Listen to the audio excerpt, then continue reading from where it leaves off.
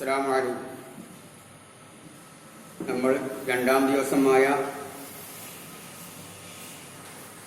ഇന്നത്തെ ക്ലാസ് ആരംഭിക്കുകയാണ്.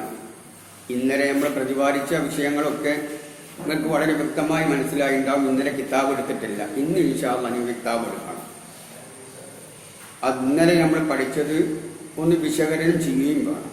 ഇന്നലെ പഠിച്ചത് കാര്യമായിട്ട് ആശയ അതുപോലെ തന്നെ ഷറഅ് തമ്മിലുള്ള അന്തരവും ബന്നാനിയുടെയും ഷറഅ് ജമ്മുൽ ജവാമിയുടെയും ജമ്മുൽ ജവാമിൻ്റെയും മുസന്നിഫ് രചയിതാവ് ആര് എന്നുമാണ് അല്ലേ. അത് ശരിക്കും നിങ്ങൾ പഠിച്ചിട്ടുണ്ടാവും, മനസ്സിലാക്കുന്നുണ്ട്. അതെന്നും ഓർമ്മ വെക്കേണ്ടതാണ്. ഇനി ഇന്ന് ഇൻഷാ അല്ലാഹ് നമ്മൾ കിതാബ് എടുക്കണം. എന്നിട്ട് കിതാബിൻ്റെ തുടക്കമാണ് ഇന്നത്തെ ദിവസം. അല്ലാഹു തആല നല്ല നിലക്ക് കിതാബുകൾ ഇബാറത്തുകൾ ഹല്ല് ചെയ്തുകൊണ്ട് പഠിക്കാനുള്ള തൗഫീഖ് നൽകുമാറാവട്ടെ എന്ന് പ്രാർത്ഥിക്കുകയാണ്. എല്ലാവരും കൂടെ പറയണം. അഊദു ബില്ലാഹി മിനശ് ശൈത്വാനിർ റജീം. ബിസ്മില്ലാഹിർ റഹ്മാനിർ റഹീം. അൽഹംദുലില്ലാഹി റബ്ബിൽ ആലമീൻ വസ്സലാത്തു വസ്സലാമു അലാ സയ്യിദിൽ മുർസലീൻ വഅലാ ആലിഹി വസഹ്ബിഹി അജ്മഈൻ. റബ്ബി യസ്സിർ വലാ തുഅസ്സിർ റബ്ബി സിദ്നി ഇൽമൻ വഇൽമൻ വഫഹ്മൻ വഅഖലൻ വഅദബൻ കാമില റബ്ബി തമ്മിം ബിൽ ഖൈരി വസ്സഅദ. ഇനി കിതാബ് എടുക്കുക. ബിസ്മില്ലാഹിർ റഹ്മാനിർ റഹീം. വലിയ ബിസ്മി കാണാൻ തുടക്കത്തിൽ തന്നെ നടുവിൽ ബിസ്മില്ലാഹിർ റഹ്മാനിർ റഹീം. എന്നിട്ട് അൽഹംദുലില്ലാഹി അലാ ഇഫ്ളാലിഹി വസ്സലാത്തു വസ്സലാമു അലാ സയ്യിദിനാ മുഹമ്മദിൻ വ ആലിഹി. ഈ വിഷയമാണ് ഇൻഷാ അല്ലാഹ് ഇന്ന് പാടേണ്ടത്. കൂടുതലില്ലല്ലോ. അതായത് അൽഹംദുലില്ലാഹ് അലാ ഇഫ്ളാലിഹി വസ്സലാത്തു വസ്സലാമു അലാ സയ്യിദിനാ മുഹമ്മദിൻ വ ആലിഹി. അത്ര മാത്രമാണ് ഇൻഷാ അല്ലാഹ് ഇന്ന് നിങ്ങൾക്കുള്ള ക്ലാസ്. കാരണം വീട്ടിൽ വെറുതെ ഇരിക്കുകയാണല്ലോ, പന്ത് കളിക്കാനൊക്കെ പോകാനുണ്ടാവും. അപ്പം കൂടുതൽ നിങ്ങൾ വിഷമിപ്പിക്കുന്നില്ല. ഒരു മണിക്കൂർ ഈ വിഷയങ്ങൾ വിശദീകരിക്കുക.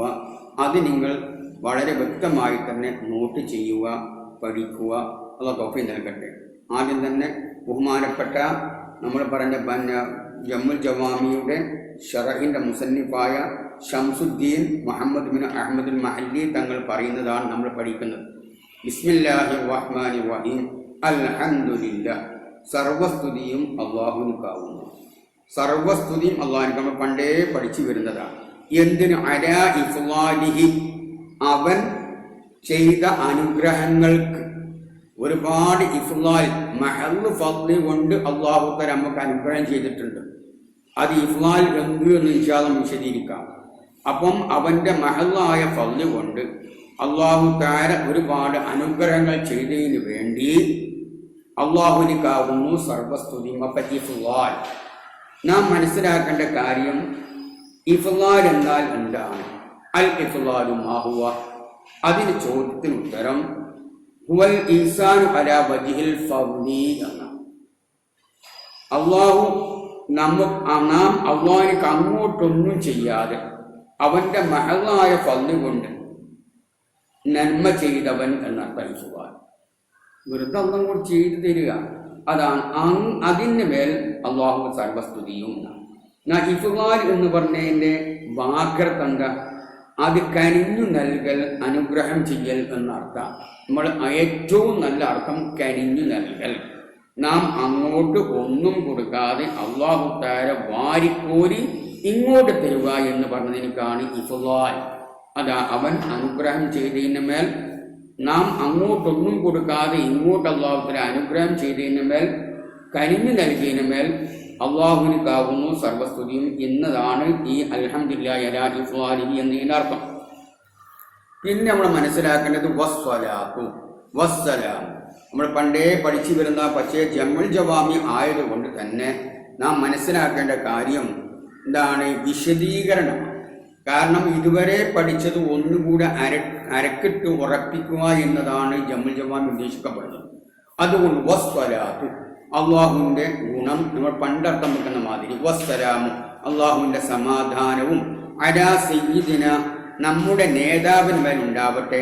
ആ നേതാവാര അതായത് മുഹമ്മദ് നബി തങ്ങളുടെ മേൽ ഉണ്ടാവട്ടെ, വആലിഹി നമ്മുടെ കുടുംബത്തിനും ഉണ്ടാവട്ടെ എന്നാണ്. അപ്പോൾ ഇവിടെ ഒരുപാട് കാര്യം മനസ്സിലാക്കേണ്ടത്, സ്വലാത്ത്, അസ്വലാത്തു എന്ന് പറയും. ഈ സ്വലാത്ത് എന്നാൽ എന്താ? അതാണ് ആദ്യമായി നാം മനസ്സിലാക്കേണ്ടത്. ഈ സ്വലാത്ത് നമ്മൾ എവിടെ നിന്നൊക്കെ പഠിച്ചു വരുന്നുണ്ട്? നമ്മൾ 2ാം ക്ലാസ് 1ാം ക്ലാസ് മുതൽ ഫത്റുൽ മീൻ അടക്കമുള്ള കിതാബുകളിൽ, അതുപോലെ തന്നെ തസ്ലീഹ് മന്തിഖ്, അതുപോലെ തന്നെ ശറഅ് തഹ്ദീബ്, അതുപോലെ തന്നെ ശറഉൽ അഖായിദ്, അതുപോലെ തന്നെ മുഖ്തസറുൽ മആനി എന്നുള്ള ഗ്രന്ഥങ്ങളിൽ നിന്നൊക്കെ തന്നെ സ്വലാത്തിനെ പറ്റി നമ്മൾ വളരെയധികം വിശദമായി പഠിച്ചിട്ടുണ്ട്. അതേ അർത്ഥങ്ങൾ തന്നെയാണ് ഇവിടെ പഠിക്കാൻ പോകുന്നത്. സ്വലാത്ത് എന്നു പറഞ്ഞാണ് എന്താ അർത്ഥം? ഈ അസ്വല എന്ന് പറഞ്ഞത് ബഹുമാനപ്പെട്ട ബന്നാനി നോക്കിയാൽ കാണാം. ബന്നാനി എന്ന് പറഞ്ഞത് മതത്തിന്റെ നേരെ ചോട്ടിലുള്ള അതാണ് ബന്നാനി, അത് ആശിയ. ആ ബന്നാനി വളരെ വ്യക്തമായി തന്നെ പറയുന്നത് ഹിയ മിനല്ലാഹി അത്തശ്രീഫു വത്തഅദീമു വത്തക്രീമു എന്ന് പറഞ്ഞതാണ്. വളരെ വ്യക്തമായി മനസ്സിലായില്ലേ? ഈ സ്വലാത്ത് എന്ന് പറഞ്ഞാൽ അള്ളാഹുവിൽ നിന്ന് അത്തശ്രീഫു, ശ്രേഷ്ഠമാക്കൽ, വതഅലീമു ആദരിക്കൽ, വതഖീം ബഹുമാനിക്കൽ ഒരർത്ഥം തന്നെ. തശ്രീഫ് ശ്രേഷ്ഠമാക്കുക, തഅലീം ആദരിക്കുക, തക്രീം ബഹുമാനിക്കുക. ഇതാണ് അള്ളാഹു സലാത്ത് എന്ന് പറഞ്ഞ വാക്കർത്ഥം. അപ്പം സലാത്ത് ആരവനുണ്ടാവട്ടെ? റസൂലുള്ളാഹിനുണ്ടാവട്ടെ എന്ന് പറഞ്ഞാൽ അള്ളാഹു തആല റസൂലുള്ളാഹിനെ ബഹുമാനിക്കുകയും ആദരിക്കുകയും ശ്രേഷ്ഠമാക്കുകയും ചെയ്യട്ടെ എന്നാണ് സ്വലാത്തിന്റെ അർത്ഥം. എന്നാൽ ഈ സ്വലാത്ത് പലരിൽ നിന്നും ഉണ്ടാവാറുണ്ട്. മനുഷ്യരായ നാം മാത്രമല്ല റസൂലുള്ളാഹിക്ക് സലാത്ത് ചെല്ലുന്നത്. അള്ളാഹ് സലാത്ത് ചെല്ലുന്നുണ്ട്, മലക്കുകൾ സലാത്ത് ചെല്ലുന്നുണ്ട്. ഇന്നല്ലാഹ വ മലായികത്തുഹു യുസല്ലൂന അലൻ നബി നമ്മൾ ഖുർആനിൽ ഉണ്ടല്ലോ. നിശ്ചയമായിട്ടും അള്ളാഹും അവന്റെ മലക്കുകളും റസൂലുള്ളാഹിക്ക് സലാത്ത് ചെല്ലുന്നുണ്ട്, നിങ്ങളും സലാത്ത് ചെല്ലുകയും. അപ്പൊ എങ്ങനെയാണ് അള്ളാഹുവിന്റെ സലാത്ത്? എങ്ങനെ? മലക്കുകളുടെ സലാത്ത് എങ്ങനെ? ജിന്നുകളുടെ സലാത്ത് എങ്ങനെ? ഇത് നമ്മൾക്കൊന്ന് കൂലങ്കഷമായി ചിന്തിച്ച് ഒന്ന് വേർതിരിച്ച് മനസ്സിലാക്കേണ്ടതുണ്ട്. അതാണ് ഇനി നമ്മൾക്കുള്ള ബാധ്യത. മനസ്സിലാകുന്നില്ലേ? മനസ്സിലാവണം. എന്നാൽ ഈ മനുഷ്യന്മാരിൽ നിന്നും ജിന്നുകളിൽ നിന്നും മലക്കുകളിൽ നിന്നും എന്താണ് ഈ സ്വലാത്ത് എന്നാണ് അദ്ദുആഉ എന്നാണ് ആര് പറയുന്നത്? ഇമാം ബന്നാനി തങ്ങൾ പറയുന്നത്. മനുഷ്യർ, ആദമീ, ജിന്ന്, മലക്കുകൾ അവർ സ്വലാത്ത് ചെല്ലുക എന്ന് പറഞ്ഞാൽ ദുആഇരിക്കുക. റസൂലുള്ളാഹിക്ക് പഠിച്ചവനെ റസൂലുള്ളാഹിക്ക് നേരത്തെ പറഞ്ഞ പോലെ ആദരവും ബഹുമാനവും ശ്രേഷ്ഠതയും നീ നൽകണേ എന്നിങ്ങനെ ദുആഇരിക്കുക. അതാരൊക്കെ ചെയ്യുന്നു? മനുഷ്യന്മാർ ചെയ്യുന്നു, പിന്നെ ആര് ചെയ്യുന്നു? ജിന്നുകൾ ചെയ്യുന്നു, പിന്നെ മലക്കുകൾ ചെയ്യുന്നു. ഇതൊക്കെ ദുആ പ്രാർത്ഥനയാണ്. എന്നാ പിന്നെ ഇന്നല്ലാഹു മലായികത്തു അള്ളാഹ് സ്വലാത്തിലും പറഞ്ഞ ആയത്തുണ്ടല്ലോ.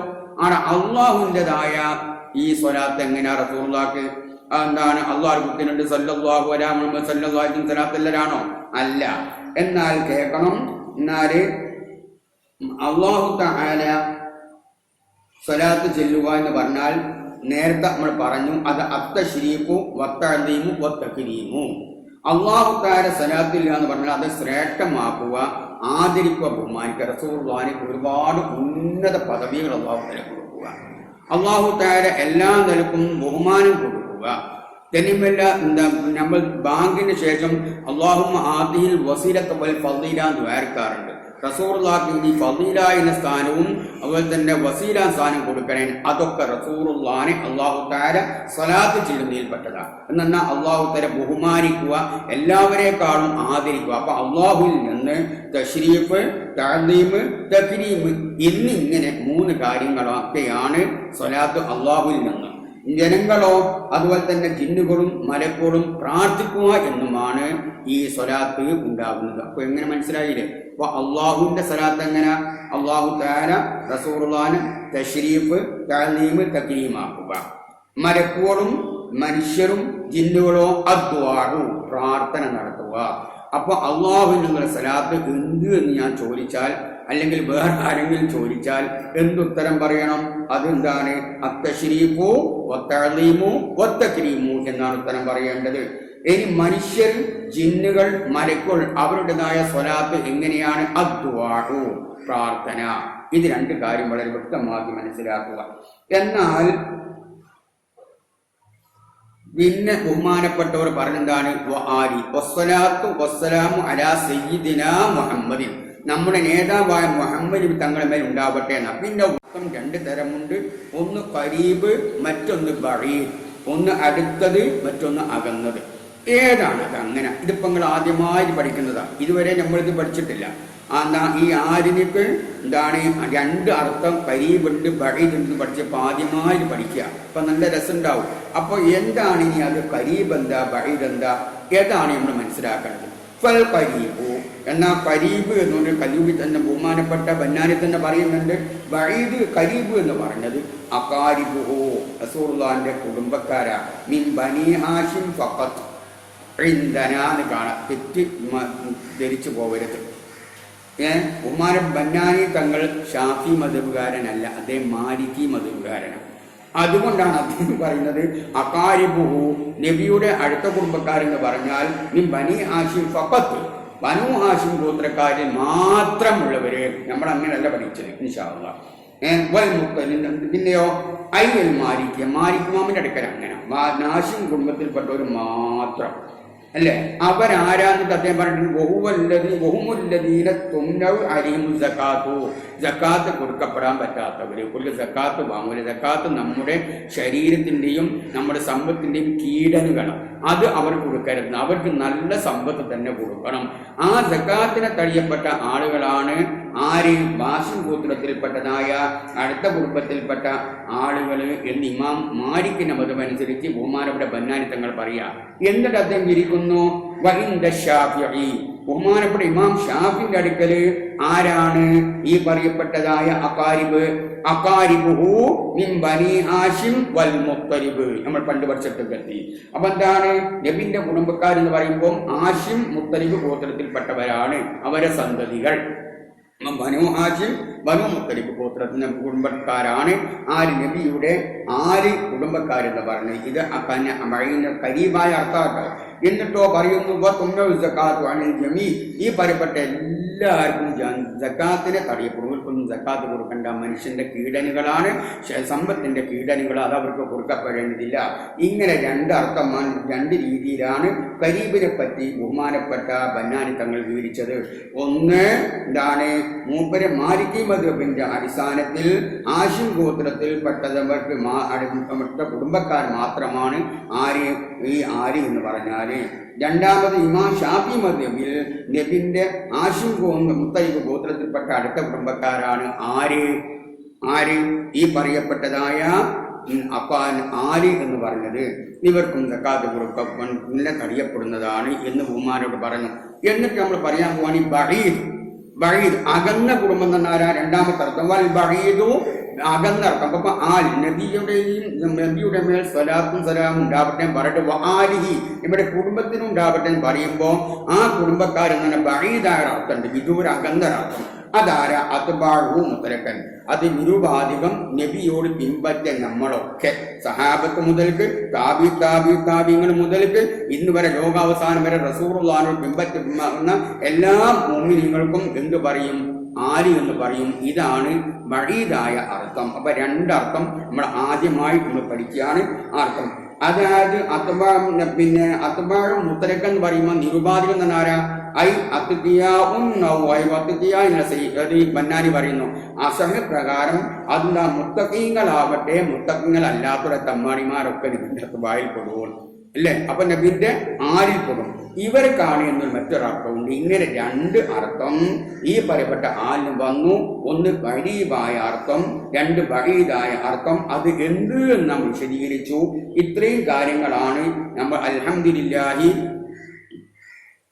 അലാ ഇഫ്ളാലിഹി വസ്സലാത്തു വസ്സലാമു അലാ സയ്യിദിനാ മുഹമ്മദിൻ വആലിഹി എന്നിരുന്ന് ഇന്ന് നമ്മൾ പഠിച്ചത്. ഇനി നിങ്ങളോട് ചില ചോദ്യങ്ങൾ ചോദിക്കുകയാണ്. അത് ഇൻഷാ അല്ലാഹ് ഈ പാഠത്തിൽപ്പെട്ട ചോദ്യം തന്നെയാണ്.